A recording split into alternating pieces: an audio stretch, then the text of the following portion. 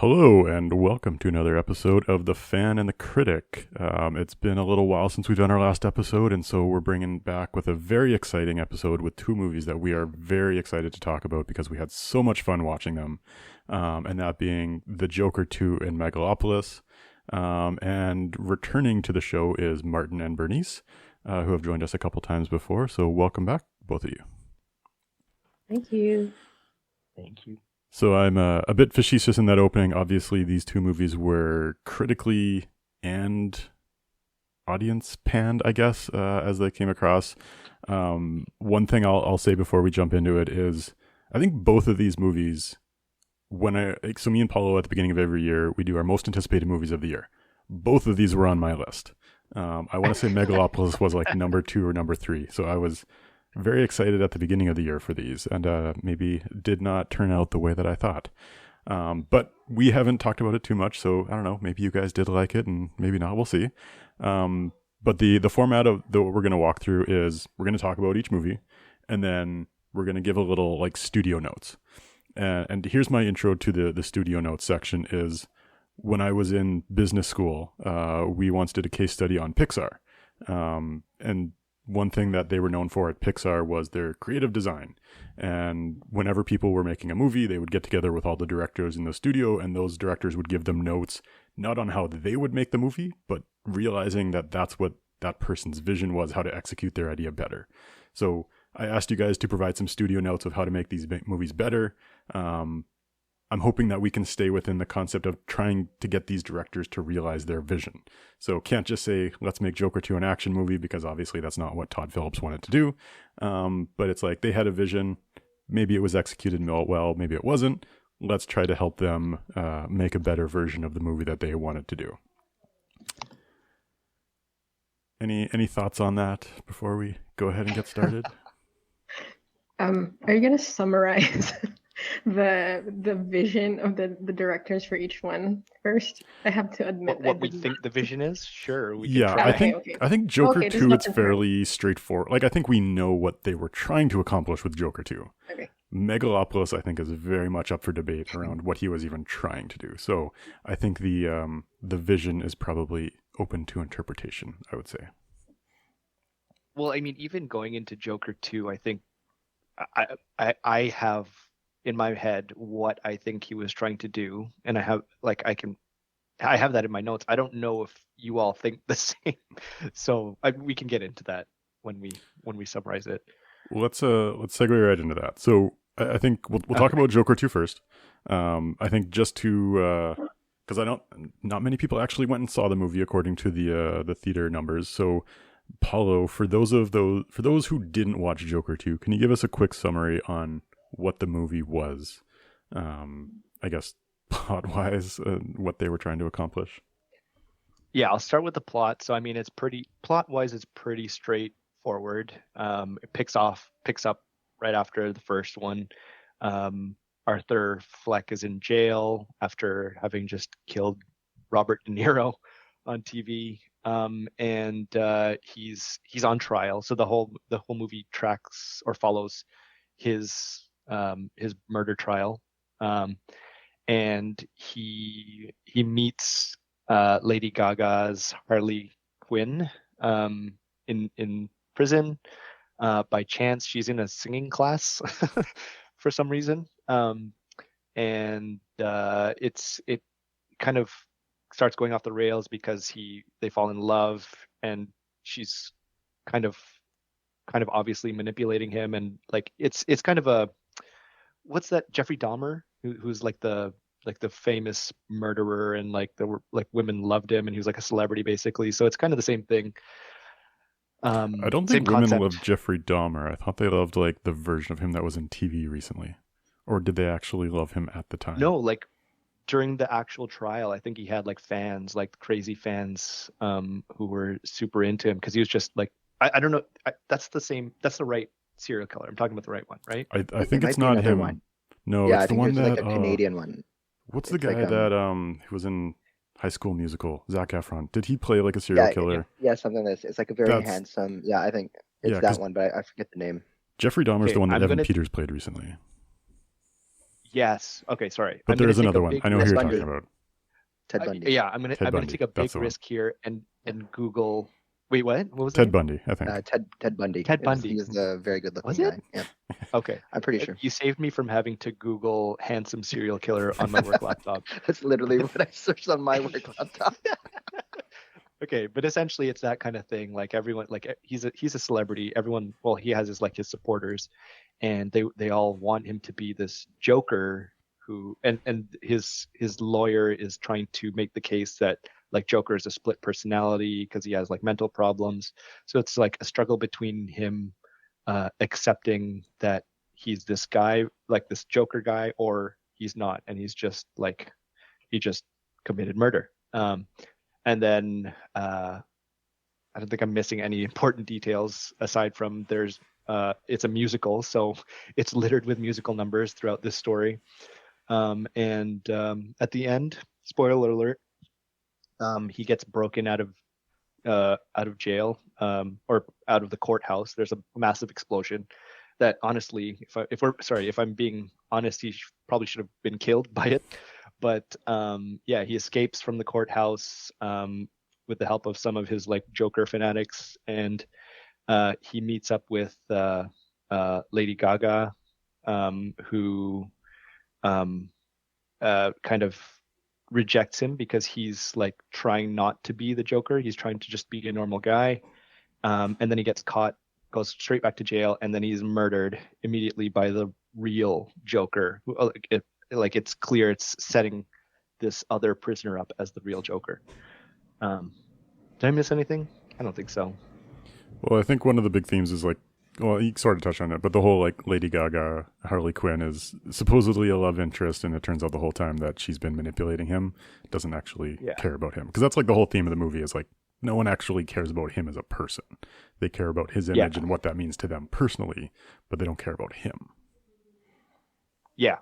So it ties, that's actually one of the more interesting parts, like concepts of the movie.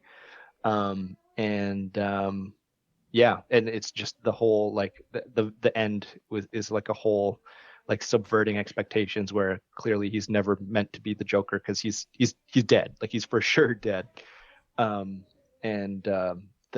murderer, the other prisoner who kills him, is like carving a smile into his face. So yeah, and it answers one of the main questions that I think I had watching both these two movies. Like I just couldn't stop thinking like, there's no way this guy could be the actual Joker, like Heath Ledger Joker. I think for better or worse, I hold every other Joker up to Heath Ledger now, and I was like, he can't be this. Yeah, he's not particularly physically fit. He can't fight anyone. He's not particularly smart. So like, and then it answers that question for me at least. But yeah, that's the Joker. So I guess one question I would have for you guys to start off with, it was like, was this being a musical off-putting to you, or how did you feel about just the concept of it being a musical? I'll go first, if you don't mind. Only because I actually really do enjoy musicals. So after hearing when it was revealed through online, people watching it for the first time, that in fact Joker 2 wasn't going to be, I guess, in the same vein as Joker 1, that it would be a musical, I was honestly like a little bit excited, and I thought there was potential. So I was excited about it. But I think, yeah, definitely when we get to the studio notes part, I think the execution part, we'll talk about it then. But in the beginning, I was actually quite like hyped up for the fact that there might be some singing in an otherwise like more noir, like dark film. Yeah, and I was completely the opposite. Like I'm a fan of Broadway musicals. Yeah, But exactly. I think I enjoy it when it was really intended, like the story, like everything was really meant to be like a production as a musical. But when I heard that Joker was going to have some singing, to be honest, I was like, I don't know if I'm gonna like it, and it's Lady Gaga. I kind of had this preconception of how it's going to be, and quite frankly, it's exactly what happened.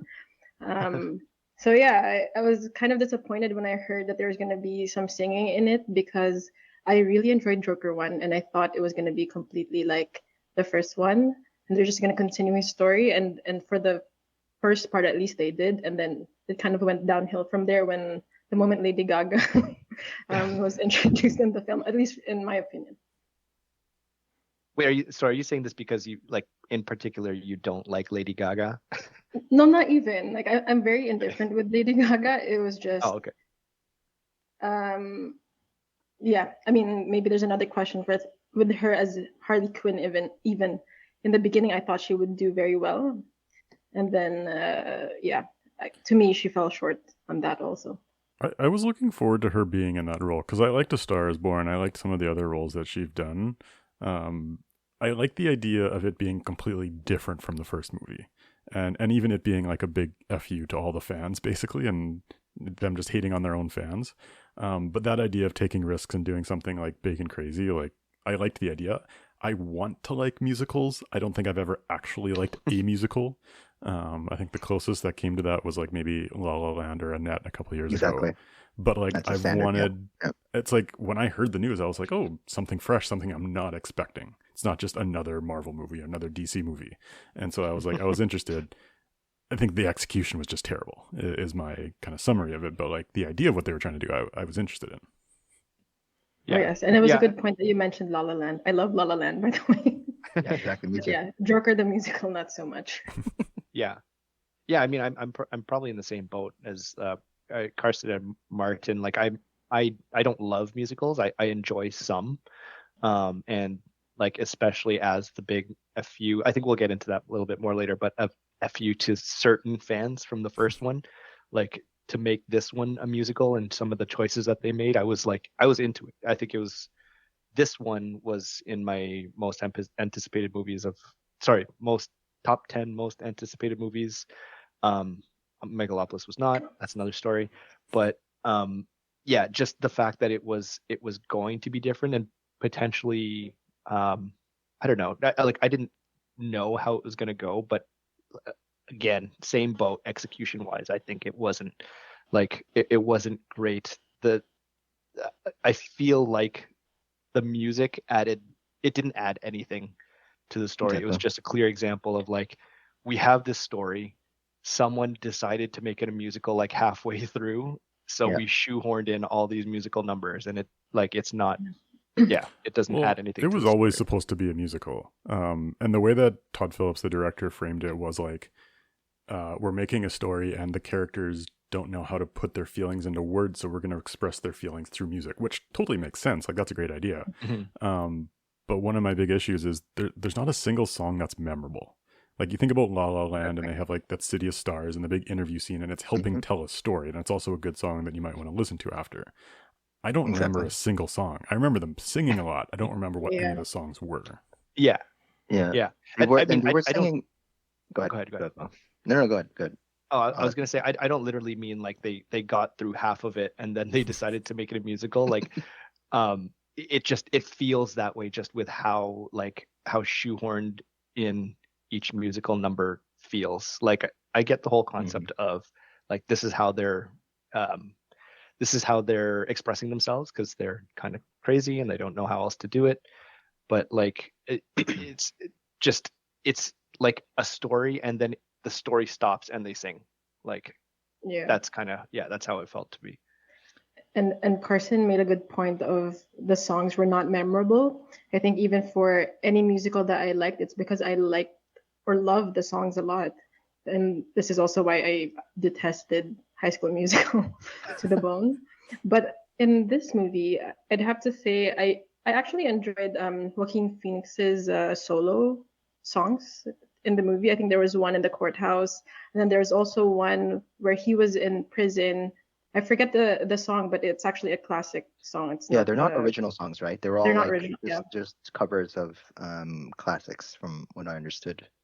Yeah, and how he sang that, I thought it was realistic and it kind of even fit the current scene. But the ones, I'm sorry, Lady Gaga, it's really nothing personal to Lady Gaga, but the ones where she was in, it was just so drawn out. I would completely zone out. and I'd go on my phone, and then I'd tune back in once the musical was done, like the musical part was done of Lady Gaga. Question about like the whole musical like direction. Was it like I was thinking about this before coming on the pod, and about like it being like a chicken or the egg question. Was it like a direction from Todd Phillips saying at first, okay, I want this a musical, therefore we're going to bring in Lady Gaga? Was Lady Gaga already introduced, and because Lady Gaga can sing, they decided, hey, why don't we take advantage of this and have her sing like how she does in other movies? I feel like it was always supposed to be a musical. I feel like that's why you cast Lady Gaga. Okay. I don't know if this is true, but I also read somewhere that the idea to make it a musical came from Joaquin Phoenix when, like, in a dream. Really? I don't know if there's any truth to that, but it was on the internet, so it can't be false. Yeah, true. I read a theory about the direction and why I decided to go like completely left for Joker #2, and I highly doubt it's true, but I thought it was an interesting take, and it was to basically alienate the original fan base of Joker 1, which were like Me? no, I mean like the incel sort of inspired male dominated fan base, and who sort of looked to that as motivation of like of the way that maybe they view women or people or that kind of activity. Society. And like That's what I assumed it was. exactly. Yeah, and then somehow like ostracize them and just alienate them from like make them not attach themselves so much to the Joker franchise, because I think it was being problematic from like a PR perspective that, you know, incel Joker was like a thing, like there's a connection there. It almost feels like it was like social responsibility that Todd Phillips realized that he created, and I know that the incels attaching themselves to the Jokers was going on before that, but it's like he created something that accidentally inspired people to act in a way that he didn't, like that wasn't what he was trying to do. And so this was kind of like an apology for that almost.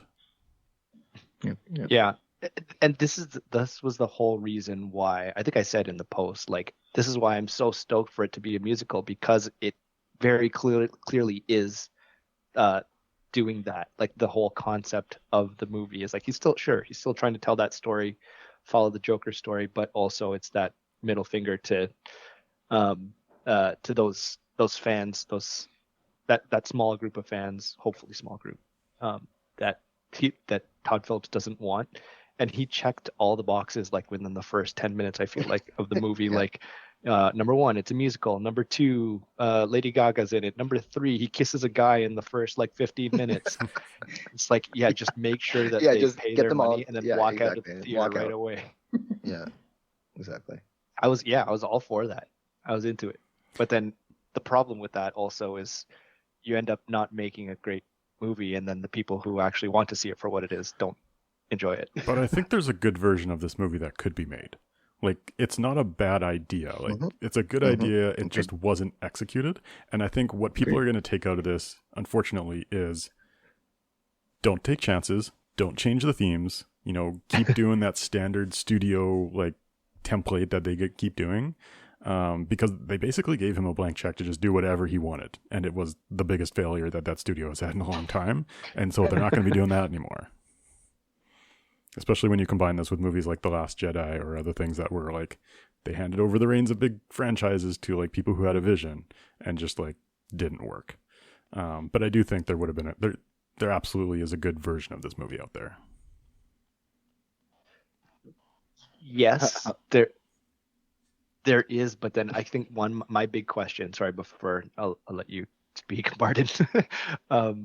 My big question for that is like, is there a good version of this movie that is still a musical? Yeah, I think so.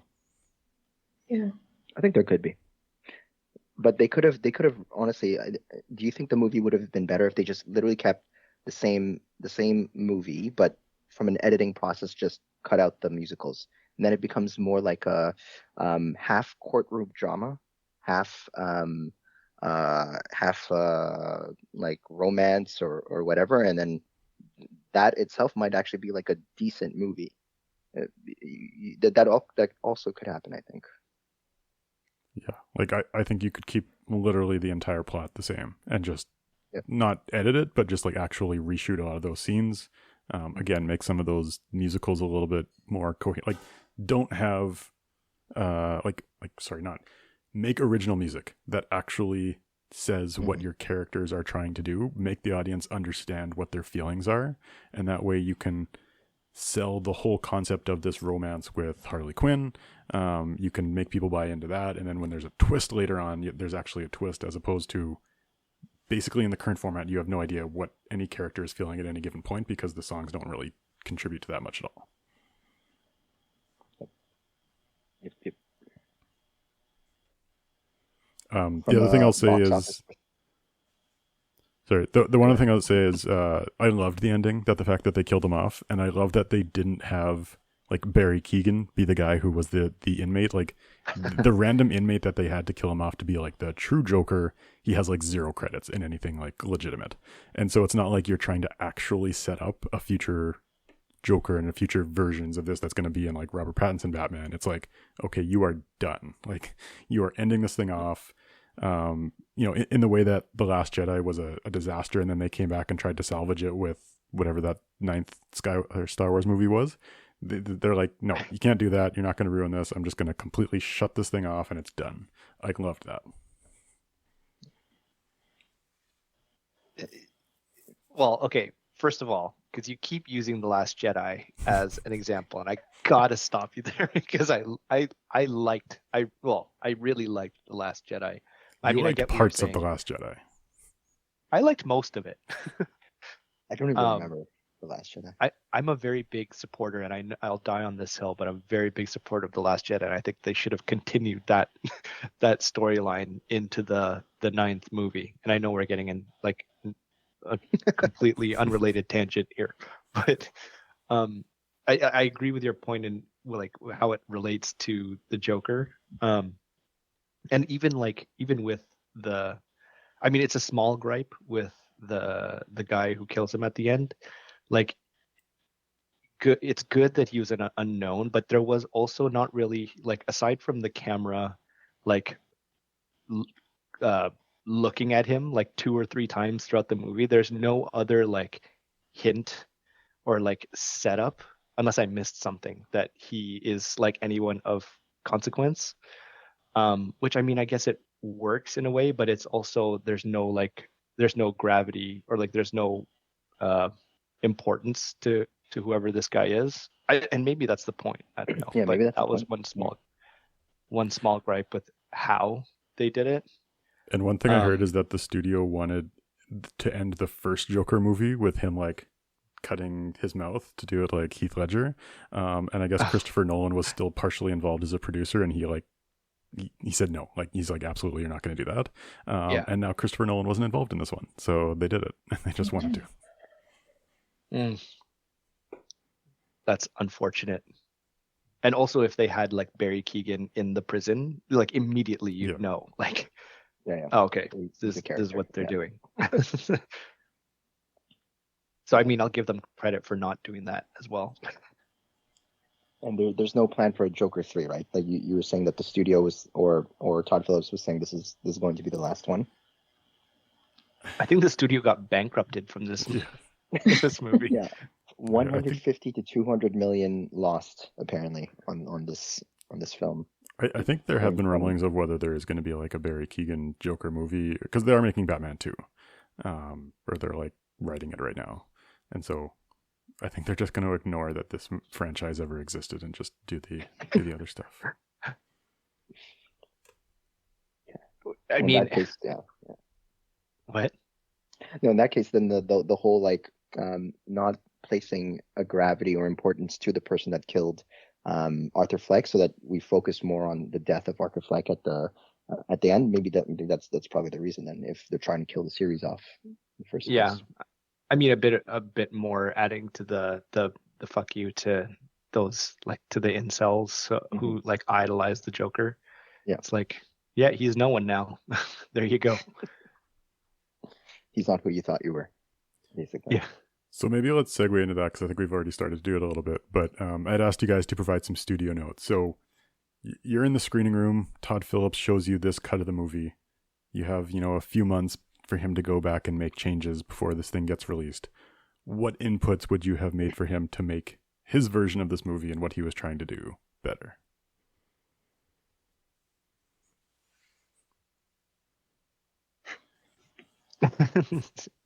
I'm trying to let you guys go first. Okay, I'll say one thing. Well, can a studio note be also something that I appreciated, and then maybe I can talk about how it could have been improved. And punch out.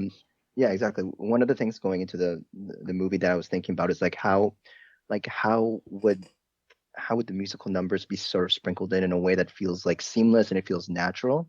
And I thought the idea, well, I guess when they were scripting the movie was like leveraging the fact that both mainly Arthur Fleck, that the fact that he's like a little bit psychotic and probably has some form of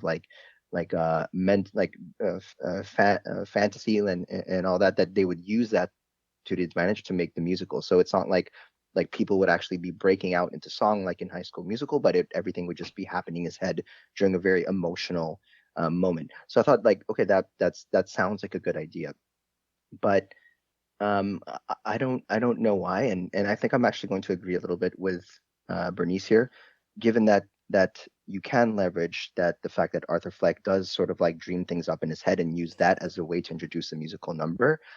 I don't know if I was agreeing with the execution of singing from Lady Gaga's perspective. And I'm not particularly a Lady Gaga fan, whether it's her music or previous movies. I wasn't even a big fan of the Star movie. I forget what's called. Born. Star is Born. Star is Born. Yeah. I personally thought, like Bernie said, I think Joaquin Phoenix did a good job, despite him not being a singer, feeling a little bit more natural in the role of like bursting out into song. So I thought he did a good job, but it's something about Lady Gaga that just made it not believable. And I think I would have appreciated less referencing classical songs and moving towards like we were saying, like what La La Land was a little bit more with original songs, catchy, melodic.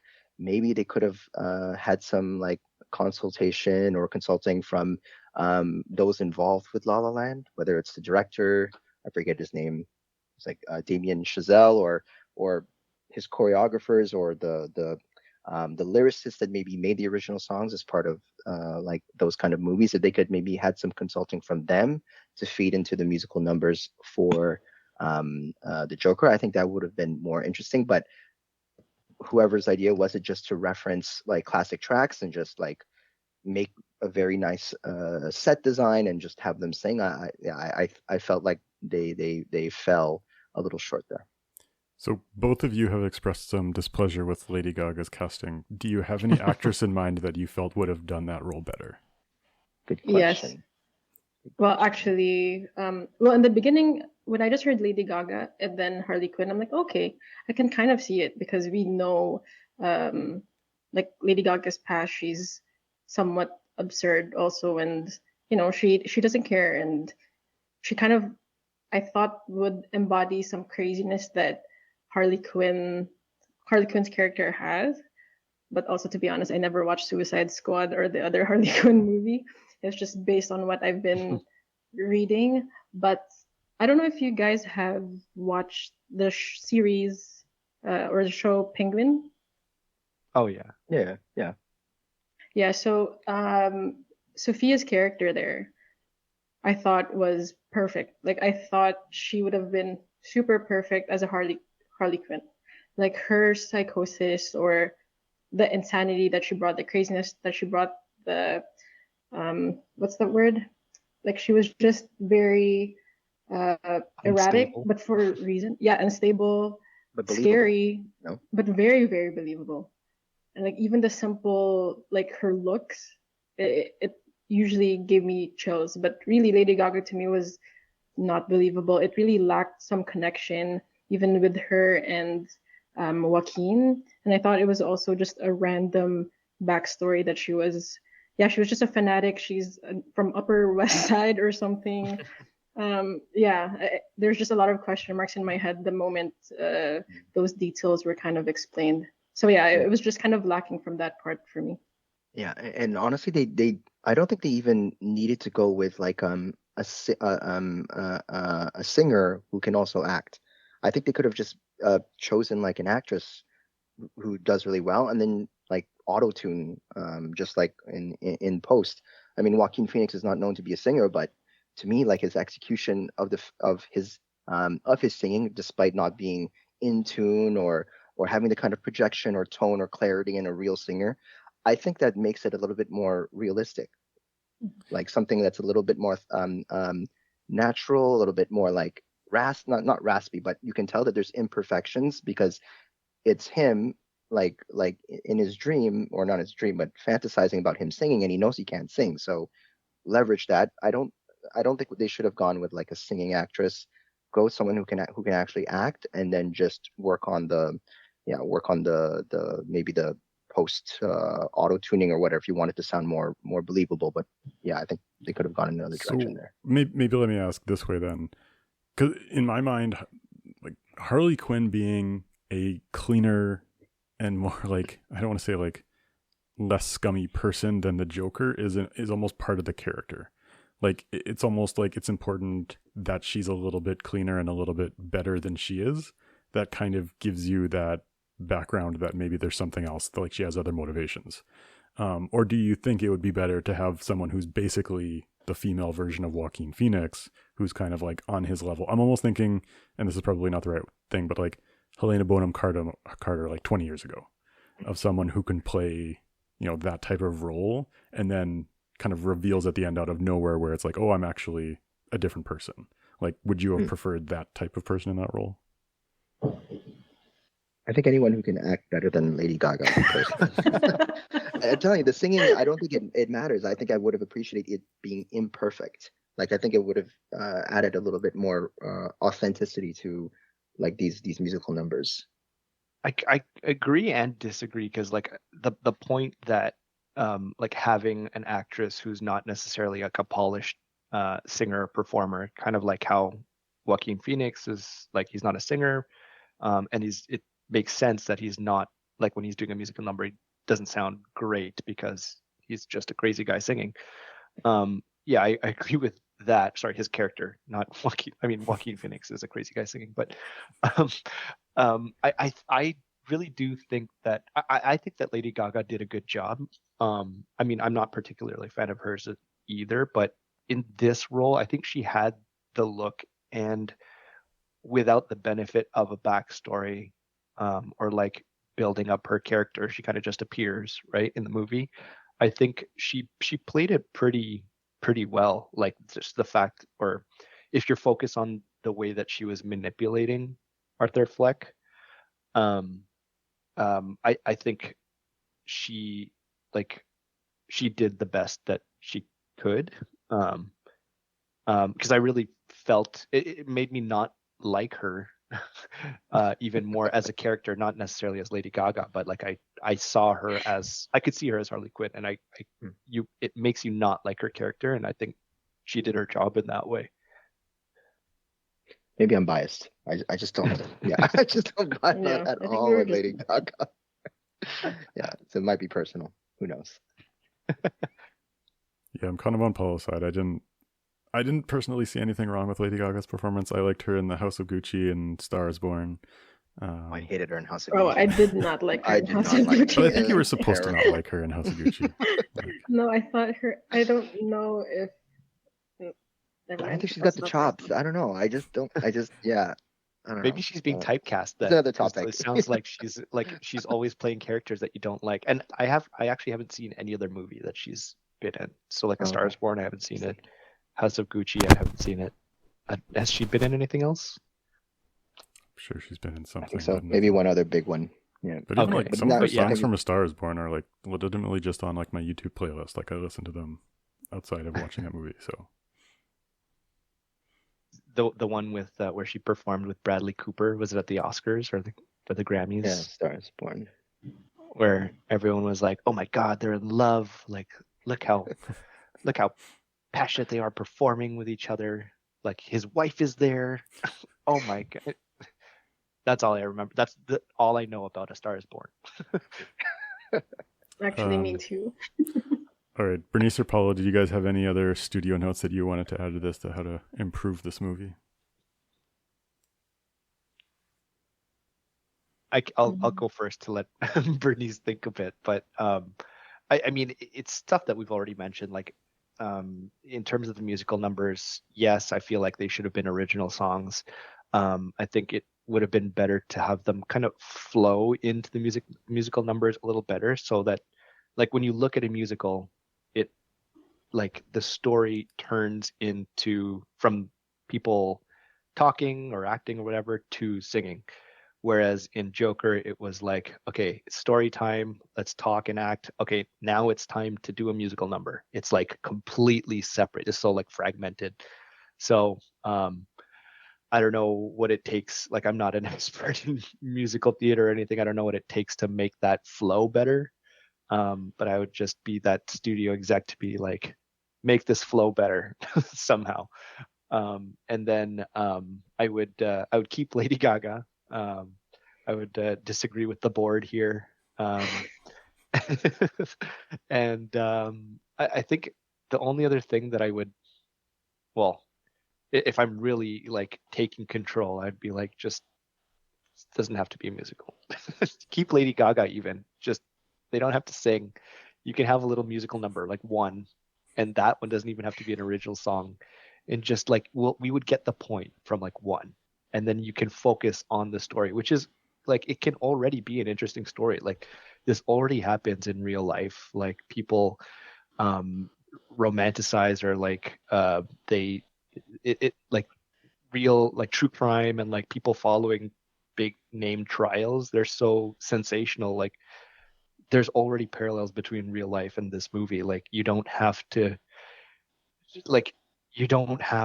go the extra mile and make it a musical out of nowhere, unless you really want to piss off some incels, which fine, I'm totally okay with that. In which case, go back to my original notes, make it flow better. Well, that was going to be my question. If you take out the music, how else are you going to give the big FU to the incels? I'm sure there's other ways make to do him, that. yeah, for sure. Make him kiss that guy even more in prison, like make him even more pathetic, like Exactly.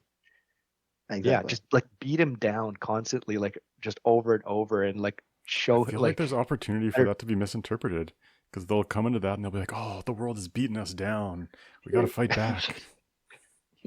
Well, I mean, like it's tough, and this is where I don't get why like he became such an L, because he's like maybe I'm conflating like those incels with like the red pill community, where it's like, yeah, be a man and like you gotta women suck and be cool and you have to be strong and you have to be fit and make money and like don't show emotions and stuff like that. So if you could just show him like, I don't know, like the most disgusting, like breaking down, crying, like snot, like coming out of his nose and like crying over Lady Gaga because she doesn't like him anymore. Like maybe that kind of stuff.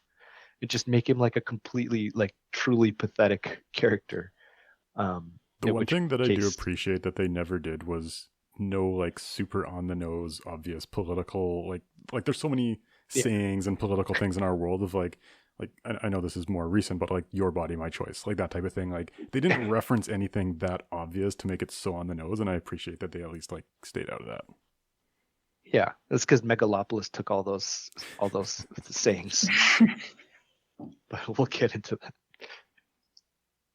Yeah, I don't think I have anything to add. You guys were pretty on point with everything. Like the biggest is really to reduce the number of songs for me. Again, just Joaquin's musical parts were very sufficient for me. Maybe add one more, but completely change it with Lady Gaga. Like a one combo duet is sufficient, not three, not four, like what they did. And yeah, I'd say just those were my biggest things. And if you want to keep Lady Gaga, go ahead. That's actually a good question. Was it absolutely necessary that Harley Quinn was part of this movie? What if they just like focused it to be more of like a cartoon drama, and then all of the musical numbers were just Joaquin Phoenix, like sort of like fantasizing things in his head in really big emotional moments, because again, he doesn't know how to express himself, and just have him sort of like singing stuff. Would that have been maybe more effective? Harley Quinn almost feels like a bit of a studio note in itself of like, okay, the first movie had nothing to do with anything else in the DC universe. Like, well, I guess they brought in Thomas Wayne short briefly, but they're like, you got to bring in someone else. Like, and who else do you bring for a Joker movie other than Harley Quinn? Yeah, and Harvey Dent, and make sure we show how his face got melted off. Forgot that Harvey Dent was in it. Yeah, exactly. He wasn't a very good Harvey Dent, in my opinion. I don't know if like his build, because I watch him. I don't know if you also watch him from like the TV series Industry. That guy, but his character in Industry and his character as Harvey Dent is so different. I thought it was a little bit of like a miscast there. His character. I mean, I think that was another, like Carson said, like a shoehorn. It's just they were thinking of like they were in a board meeting, like, okay, this is Batman, so we're in a courtroom. Okay, this lawyer can be Harvey Dent. Like it started off with lawyer number 3, and then they were just like, oh wait, Harvey Dent's a lawyer. Let's put him in here, and it's just like some guy whose name happens to be Harvey Dent. Oh, but like his face gets blown up after. Yeah. So he's Harvey Dent. There was no other, I think it was just them 3, right? Reference. Yeah. Joker, Harvey Dent, Harley Quinn. There's no Commissioner Gordon like in the background somewhere. I didn't even remember Harvey Dent, so. Yeah, that's true. He was not memorable at all. All right, let's wrap up on Joker 2, and now we're gonna start talking about Megalopolis. And we're either going to have not much to talk about here, or we're going to have a lot to talk about here. I'm going to try to do my best to sum up this movie for those of you who haven't seen it. So directed by Francis Ford Coppola, who did a lot of great movies in the 70s and 80s. This has been a passion project of his for 30 years. He's been just in love with this story, has been wanting it to get made. And he eventually just decided, I'm going to pay for it all myself. And he kind of self-produced this. What is it about? I don't know. Let me think about how to try to explain this. So Megalopolis takes place in a hypothetical future where New York is possibly Rome, or Rome is New York. I guess the Roman Empire never collapsed and it took over the world, but America is still a thing, because they shout America. And it's about a political drama where every politician is terrible and is trying to seize power for themselves, except for Adam Driver, who wants to invent a substance which is alive, which makes buildings, which is going to save the world somehow. He already invented it. I guess, yeah, he already invented, or his wife invented it maybe, and then he killed his wife maybe, I don't know. And it's maybe Shakespearean and maybe it's not. I don't know how else to describe it. It's like, at one point I thought that it was like a Shakespeare thing where you have a real life Rome storyline that's going on, and you just kind of adapt it to modern times and try to like tell that story. This movie forced me to go research some Roman history, and I didn't do too much, but I researched enough to realize that this has, as far as I can tell, no correlation to any story that actually happened with those same names in Roman history. So I don't know why they picked it. And then everyone's happy at the end, and I don't know why. And that's as best as I can explain the plot of Megalopolis. All right, let me fact check you really quick. Just one. And who knows, maybe I'm wrong too, but the Adam Driver, whose name is Caesar, he actually already created that substance, which is apparent. It's magic, and it's called Megalon. But he created it when he was trying to save his wife, who got into a car accident because she was mad at him one time. and he created it by accident, and then he was blamed for her death for a completely separate reason and he was prosecuted by the mayor By of Giancarlo. Giancarlo Esposito, Gus Fring. Yeah, Um, that's right. And that's the only thing, I think that's the only thing that I know for sure in that movie. And then But Shia LaBeouf otherwise, shows up and correct. just goes wild. Yeah. And doesn't act. Yeah, it doesn't actually. Who actually acts in this movie? It's absurd. It's insane. The So, amount of talent in great this movie. cast. Yeah, Phenomenal cast. I would say Yeah. the only Yeah. one that actually does anything is Aubrey Plaza, who felt like a real character with real dialogue. agreed. Everyone else, it's like it had to have been Francis Ford Coppola's decision to make them say those words. Like he put the script in front of them and they were like, oh, I can say it this way. It's like, no, you got to say this sentence like this. Because everyone talks that way and it doesn't sound natural. And it's like everyone is played by a really good actor and none of them give a good performance. Insane. Yeah, It's to like me it they're- was they're- just like, go ahead. Yeah, go ahead. Yeah, go I forgot. ahead. Sorry. I'll go. No, I was kidding. Go ahead, Paul. No, I think just exactly what they were saying. Like they were trying to act with like both arms tied behind their back with that, like with the words that they're trying to say. And I think Carson, you mentioned that Aubrey Plaza was given like real dialogue. I don't even think she was given. Like I remember in the first, like her very first scene. Oh yeah. She said something like, "Oh, I Oral. want to be a power couple, and I want to be rich," or something, like literally word for word. But I think Yeah, she it's still like- said and the there- words, but she was able to make it sound a little bit more natural, as opposed to everyone Mm-hmm. else. Like it felt like a grade 11 Shakespeare play.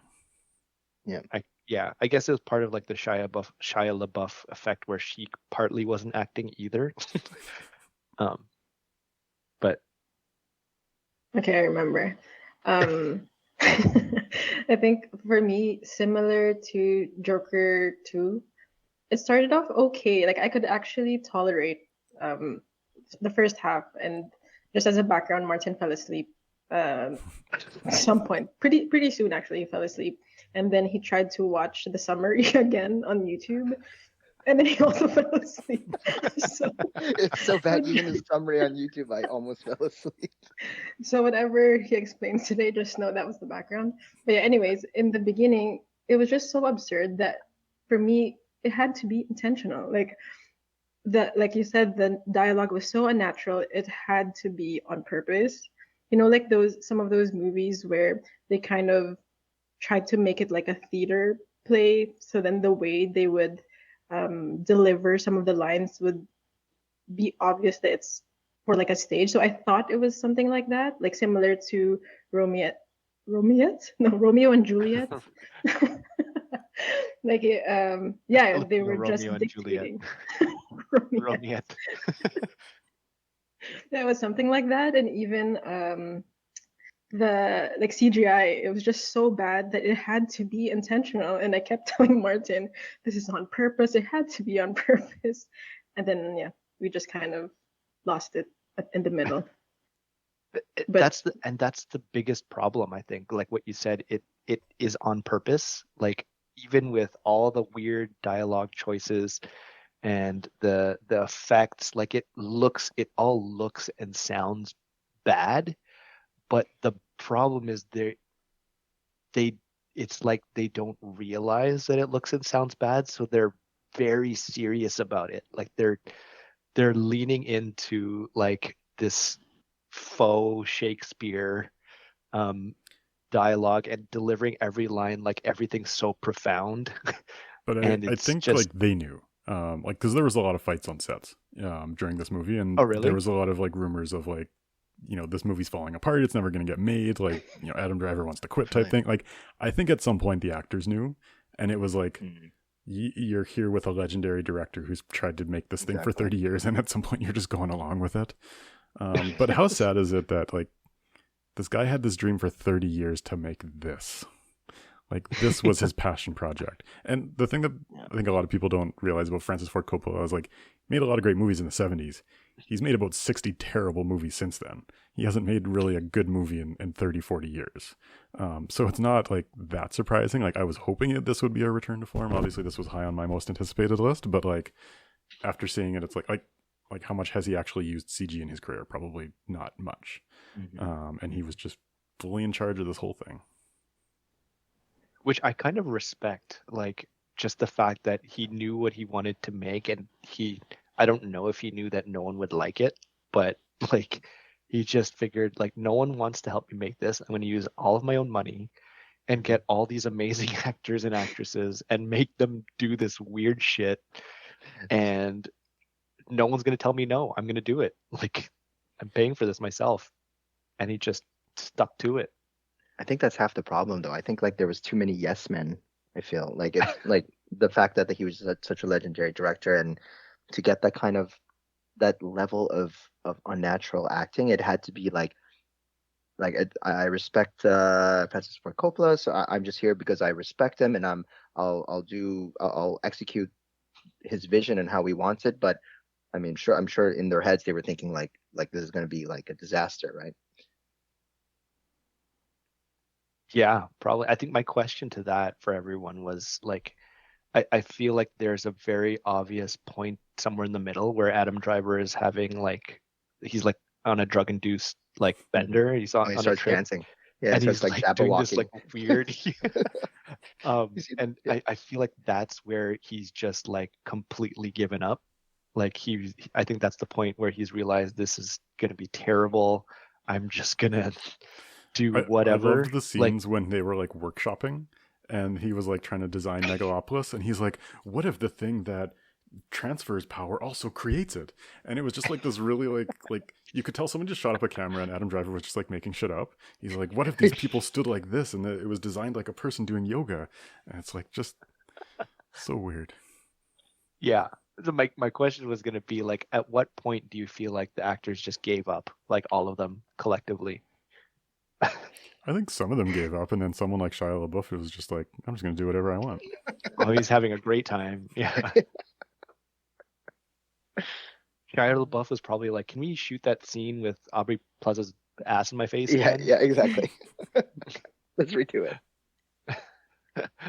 Yeah, I'm not happy with with that take. Let's do it again. Yeah. That's all, folks.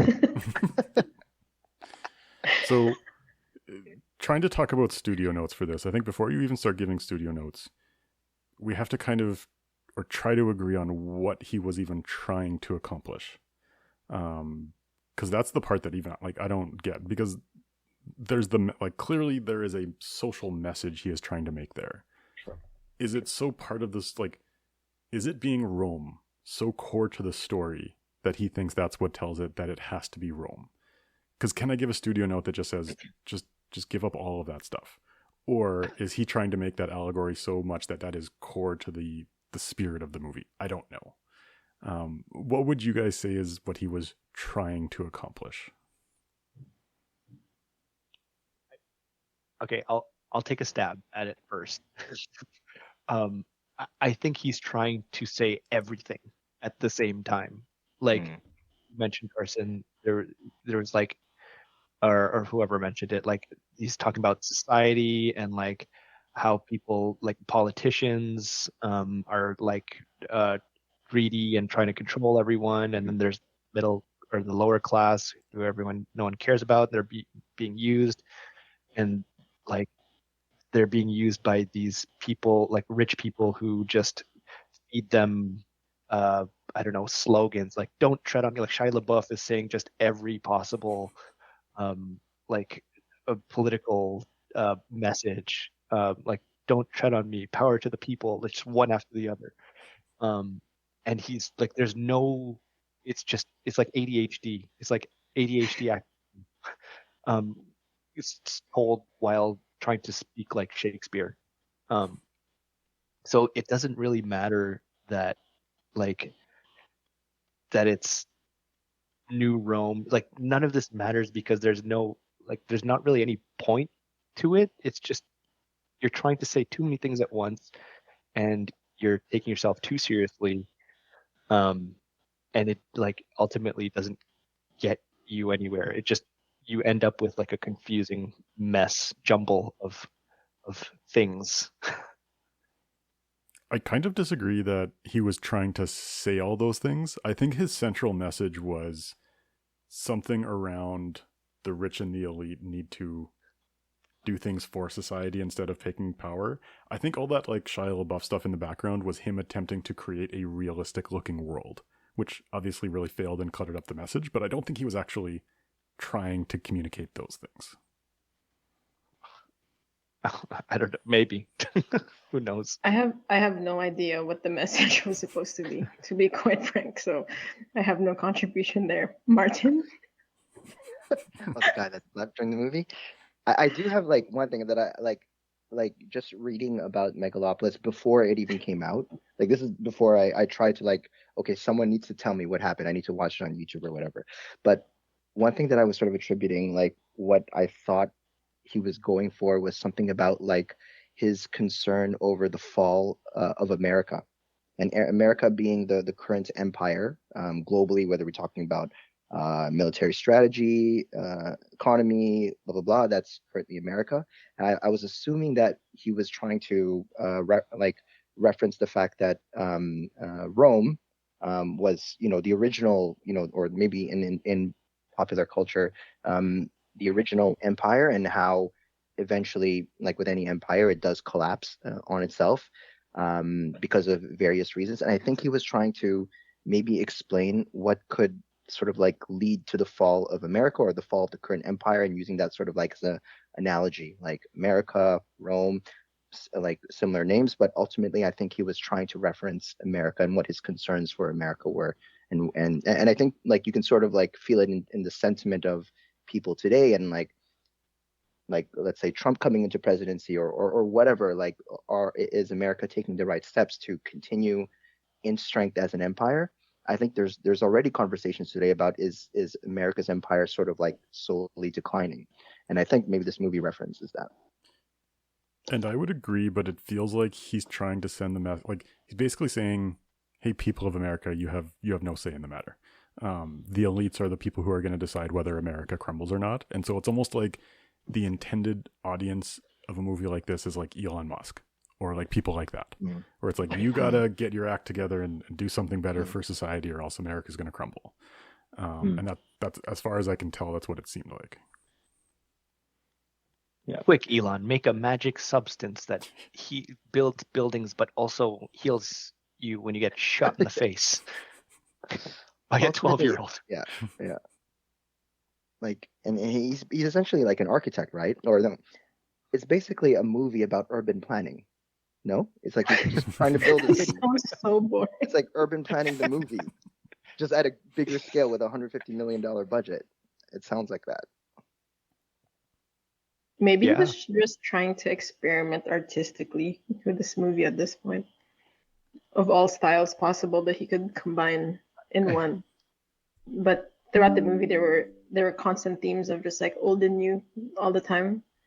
To me, honestly, I really couldn't focus on the message of the movie. I was just trying to figure out why he chose certain things. So yeah, this is why I can't speak about the plot of this movie. I was just trying to dissect, why is this so bad?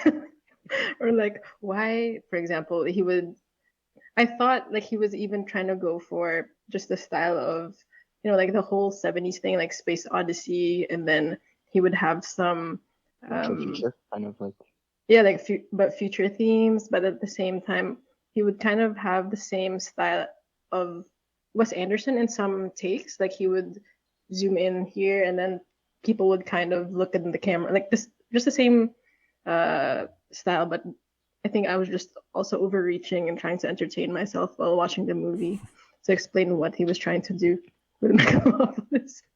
So carry on. All right, so you guys are the studio execs. Francis Ford Coppola walks in, he shows you this cut of the movie. How are you gonna fix it? beyond the obvious, get to hire better CGI people. I wouldn't even do that. Like, just I think the Cancel. appeal. I mean, I don't know if I'd say this to his face, but I'd be like, the appeal of this movie now is, it's like The Room almost, Yeah, or I was about to say, like people hey, are gonna Mark. want to watch this. Yeah. Yeah, people are gonna want to watch this because it's an absolute train wreck. So like, tell your actors to just go completely even more over the top, like crank it up to 11. Like the scene where Aubrey Plaza finally dies, and what's his name, John Voight, is like, Yeah. what do you think about my boner? Um, and then he's like holding like a Dollarama bow and arrow, and then he kills her with it, and like he like shoots it, and it has like, I don't know if I'm making this up, but it's like a boing like sound when he shoots the arrow, and then it like shoots her in the chest, and then he shoots 2 arrows into Shia LaBeouf's ass. Like Yeah. that scene, like just how they approached it, how the actors did it, like the whole movie, make it like that, just Yeah. completely absurd and stupid. Keep the effects the same, they look horrible, with like statues moving for no reason. And that's like the least, I don't know, that's like the least absurd thing, but it was the one of the ones that popped into my head for some reason. But yeah, just do that. Let Adam Driver like pretend like he's having a seizure every scene, or just write it so that he's on drugs the whole time. Like, so it's fun to watch, at least, because like the way that it was, and I think I mentioned this before, like how it felt so like there's too much, like too much self-importance with everything that they were saying. Like, forget all that. Just make it just make it unserious, so that it's at least so bad it's good. Those are my studio notes. Martin.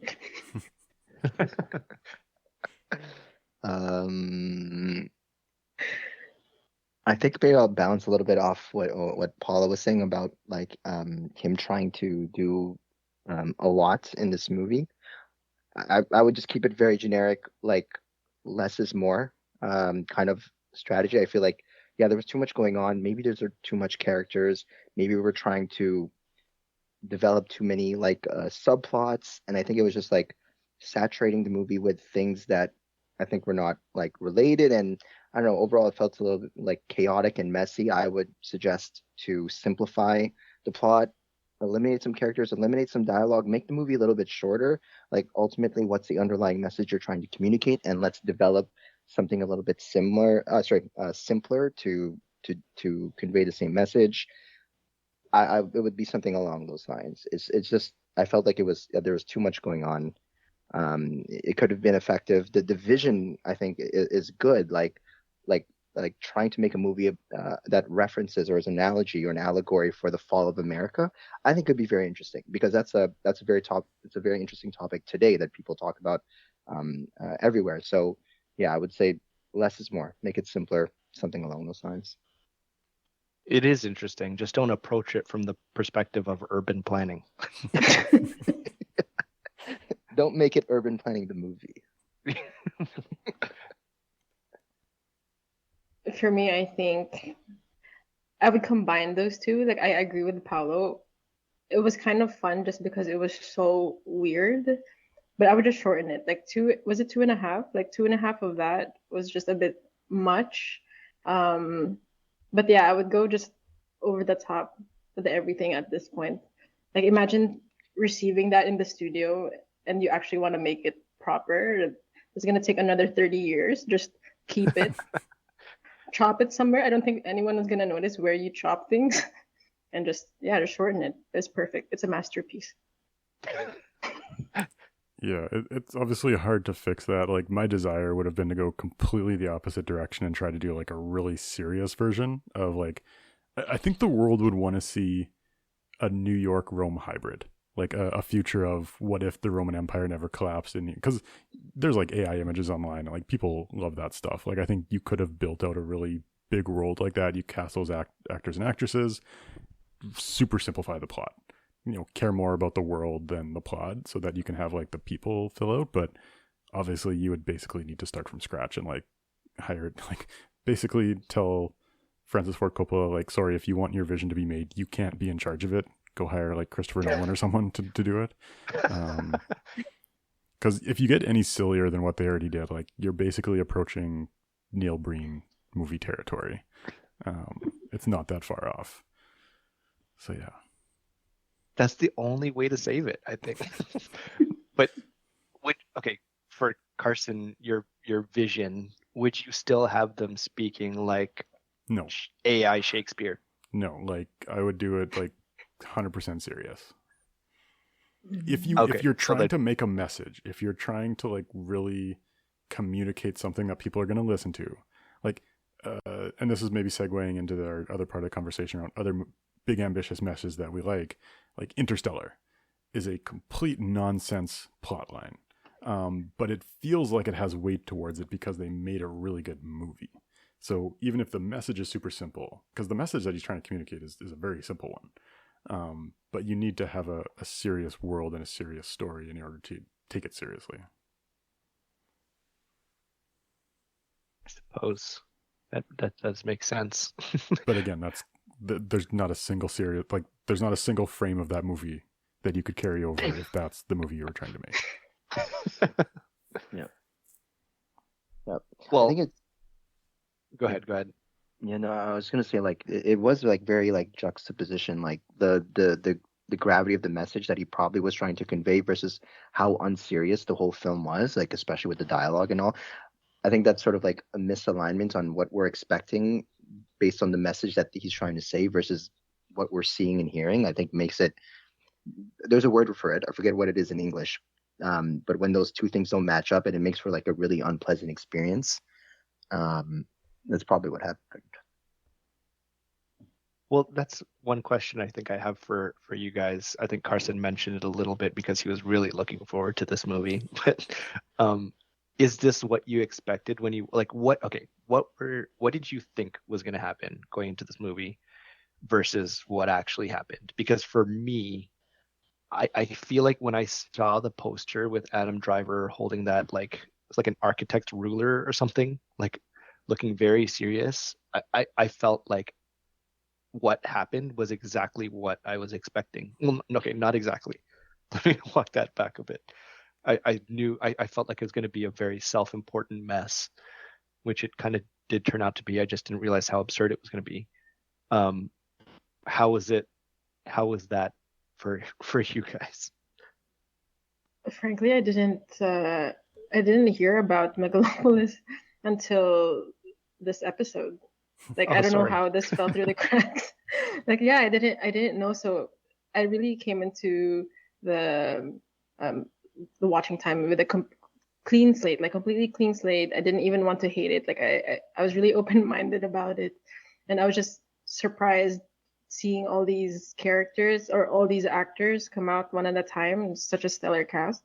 So I had zero expectations, and in the beginning it was okay, and then at some point it was just a bit much that I was lost, and then yeah, so I came with nothing, came out with everything.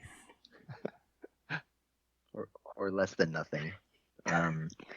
For me, I like it, honestly, I didn't have like an expectation of how the film would play out. All I had was just a high expectation of execution, just because of like his legendary status, and I'm not familiar with like Coppola's like whole discography, and I actually didn't know that he made 60 terrible movies. But coming off the fact that he made The Godfather, he made Armageddon Now, etc., that I was expecting with the talented cast that he had, and using 150 or how much millions he spent of his own money to produce it, I was expecting like some kind of masterpiece, like but right, that fell completely short. And that's kind of like, so I've been trying to not watch trailers recently. I've wanted to go into movies with as little knowledge as I can. So the first teaser that came out from this was the opening scene of the movie where Adam Driver is walking on a skyscraper. He's about to fall off and he goes, "Time stop." And so, and I was like, okay, I'm in. I've been looking forward to this movie. I'm not going to read anything else. I was expecting a full like high concept sci-fi movie. similar to like an Inception or something like that. So I was like, I'm not going to read. Everyone was hating on it, and I was like, you know what? This still feels like something I could enjoy, even if it's like kind of messy. And then once I got about like 2 minutes in, I was like, oh, this is not what I was expecting. By That the way, was, I think, why did he have that power? Yeah, Like, that never was really it ever came into used? play. he used it 3 times. It was at the very beginning, in the middle where what's her name? Natalie The Emmanuel. daughter. Yeah, Game the of mayor's Thrones. daughter, Natalie Emmanuel. Yes, she like is standing on the steel girders with him. They do it together, and then the third time was like with the baby at the end when it's the happy ending. And I read somewhere where like the point of that, sorry, the ending, not the stop time, because there's still no point to that. But the ending was like the visual of the another message where it was supposed to be like leave something for your kids or something like that, or like build something for your children. Because like at the end when they stop the time, it's like focused on the baby, like the baby is the only one moving. I don't know. And that's why I Actually, think this, I like, remember. go ahead. Sorry, I just very quickly. I tuned back in. I zoned back in at the ending where that happened, and I thought it was a cliffhanger. Like, oh no, because only the baby is unfrozen. They're gonna be stuck here. The baby's not gonna know how to unfreeze time. The end. But that's Sorry, why it feels like continue. it's made for Elon Musk. It's like, I'm trying to manipulate you and to try to do something good for this country, even though Elon has like 11 kids and he doesn't even see them anymore. But like, anyway. All right. Any last thoughts on Megalopolis? I mean, there's thoughts. I don't know if it just, I don't know what else to say about it. I wrote this down actually. I wrote these words. I think I was halfway through the movie. I said, this is like an SNL sketch that Yeah, I was thinking that too. that was created by ChatGPT after force feeding it 100 hours of Shakespeare. Yeah, the SNL thing. I was thinking that actually during the movie.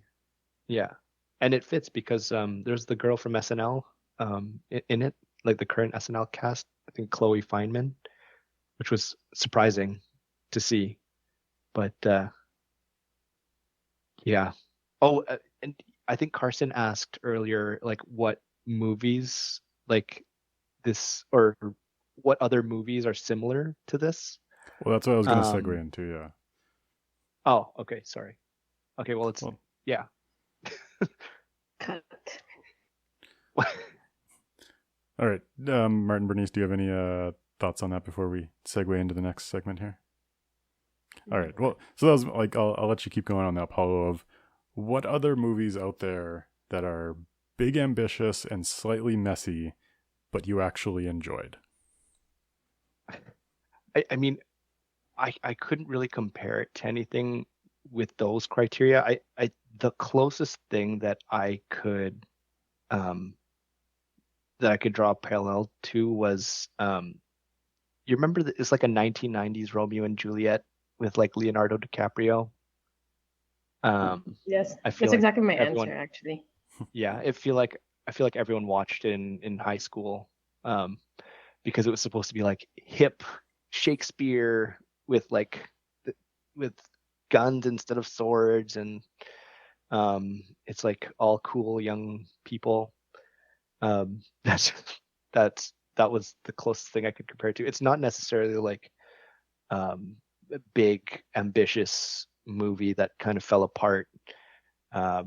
It's just like tone wise and style wise, that's what I kept thinking. Yeah, I have the exact same answer. It was that version of Romeo and Juliet, which I actually enjoyed. Like I would still watch it today and still appreciate the like how they made it. But yeah, maybe CGI wise, it's just all 70s films, but I'm not very familiar with anything that fell apart like this. It stands alone in that way. Yeah, I had mentioned this one in our chat before the movies, but there's a movie starring Philip Seymour Hoffman from a few years ago called Synecdoche, New York, which was the first directorial effort of Charlie Kaufman, who had wrote a lot of weird movies, like the one where Nicolas Cage plays twins, and all like a bunch of other movies. And basically, the concept of the movie is a writer has been given a genius grant in order to write a really important stage play. And he tries to create a stage play that encapsulates all of life, to the point where he ends up creating a second version of New York within a warehouse, including like a second version of himself. So he's like directing himself, and then the other person's taking over his life. It's like 3.5 hours long. It's super messy, super crazy. But there's so many like wonderful little moments in it. It's a really hard watch to get through because it's really long, but it's kind of my favorite version of one of these, like somebody had a really big idea and no one told them no, and they just did it all the way through. And I'd also kind of mentioned that I kind of consider Interstellar to be part of that genre a little bit, of like, I think Christopher Nolan had a really stupid idea that he wanted to do, and he's just a good enough filmmaker that no one realized how stupid it was. Well, I think a lot of people realized, but it's like, it's a good enough movie that stands on its own that you don't even realize it's about nonsense. I feel like But that was Tenet more than Interstellar. exactly. though. I would say that too, because Interstellar was like critically acclaimed, and I think there was some sense in the logic of like in these complex like ideas that he was trying to portray. Tenet, on the other hand, was completely like, I thought that was messy, like and it didn't have like a grand vision, nothing to the scale of Megalopolis urban planning the movie, but like it was messy, and it was a very complicated idea, but the idea is not like, I think, not in the same vein as Megalopolis, where it's something more like political, social commentary. Tenet, I think, was just like, let's try to make a movie backwards and forwards, and let's see if we can like deliver something. Yeah, but yeah, maybe that's the closest thing I would say too. You know how the big rage these days is like making movies based on video games that shouldn't be movies? Do you think Megalopolis would have done better if they just called it like SimCity the movie? or They could have. Minecraft. Yeah, or Minecraft in the movie. Maybe. Yeah. Francis Or was it Ford something Coppola City Tycoon or directs something? Minecraft the movie. Starring Jack Black Man, if they made Roller Coaster Tycoon as a movie, I'd watch that. Hell yeah. by Francis Ford Coppola. Yeah. I think Big fan. another movie that's kind of similar is, I think, Waterworld, just because thinking of how the backstory of how Kevin Costner, like it was his big dream to make it, and it was like super expensive, and it was just a mess. I think that's probably the best, closest thing that I can get to what Carson was comparing. I watched Waterworld for the first time last year, and honestly, like, I didn't get why so many people hated it. Like, I kind of understand that it's very against the grain of what people would have expected from that movie at that time, but it's not it's not Megalopolis. Like, it's not bad. Yeah. It's definitely ambitious, but like, I feel like it was just made at the wrong time, or maybe marketed wrong. Yeah, I guess, or just I think it had more to do with how he tried to make it, and like just the demands that he had. Like, was it all shot actually in the sea, or I don't know, just whatever he was trying to do was like super expensive, and it like was a huge bomb, so it was like a massive waste. You know how sometimes there's like a movie within a movie? Maybe Megalopolis is actually the movie within a movie, and the actual story that he was trying to tell was actually them making the movie, except he just didn't film it. He didn't film it. I think that would look something like, there's a Community episode where they're trying to film a commercial for the community college, and the dean like goes crazy trying to make this commercial because it like becomes so abstract, and he's like, and he's just like using I don't know, he has so much pressure on him to make such a good commercial, and then Annie is like a neurotic assistant, and she gets like Stockholm syndrome, and she's like, no one knows what I'm talking. Okay, well, if anyone watches Community, just look for the episode where the dean creates a commercial. It's good, and I feel like that's the experience that everyone had on set. Megalopolis. It's 20 minutes. You gotta watch it. Much more digestible than Megalopolis. I think if no one has anything else before, does anyone want to give like ratings, like out of 10 Megalopolis? for both? Actually, we'll do Joker first. I put Joker at around like a 5 out of 10. Like it's boring, but it's not terrible. It's like there's things about it that I genuinely enjoyed, so I wouldn't like call it one of the worst things I saw this year. It's just definitely not good. 6 out of 10 for me. 6. Yeah. Nice. 5 also for me. I'm at like a 4.5 for Joker. What about Megalopolis? Wait. Before we talk about Megalopolis, I think I was the most critical of Joker, and I had the highest rating out of us four. But I think that attests to how much I really do like musicals. So I had high hopes, and I think there was potential there. So that's why I give it like a little bit of a boost. But yeah, I thought that was funny. So I think everyone has different rating scales though, because if you look at our Instagram and like the ratings that Paulo gives, I feel like minimum is like 70 or like 7 out of 10. So like for him, a 4.5 is like the worst ever. It's pretty bad. Okay. Yeah, I'm pretty generous. I'm pretty lenient when it comes to those ratings. Like Okay, Wonder Woman 84, I rated over 5 for sure. Okay, so then what would be your rating for Megalopolis, Paulo? 2. What are the 2 points I would for? agree. 1 for Aubrey Plaza and 1 point for half a point for Adam Driver, but only after he gave up, and half a point for Shia LaBeouf. I'm looking at my ratings, and I actually gave Megalopolis a 37 out of 100, which feels a bit generous. But I usually don't go into like 20 or lower unless it's like an asylum movie where it's like barely you can consider it a movie. So I might edit that down a little bit, but yeah, around the 3.5 to 3 out of 10.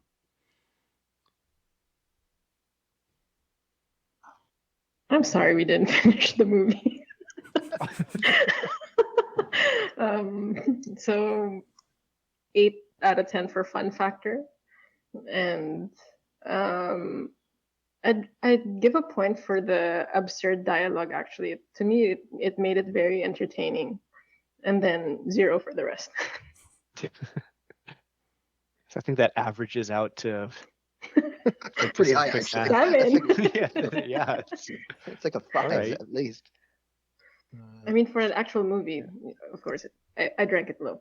It's just 8 for fun factor. Martin. For me, it's somewhere between a 2 and a 3, I would say. And those points are only given because I can appreciate I think if I'm assuming his vision was to talk about the fall of America, I think that's a very interesting topic to explore. So I'll just give him points for that. But like everything else, I just didn't like it.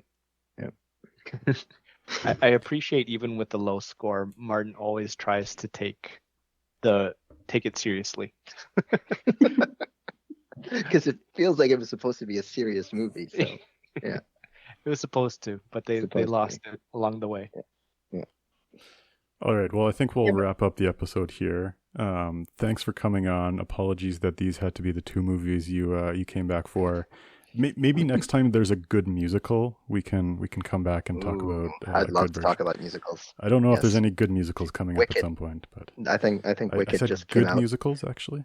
Okay. Well, I haven't seen it, so we'll see. On a 2. But all right.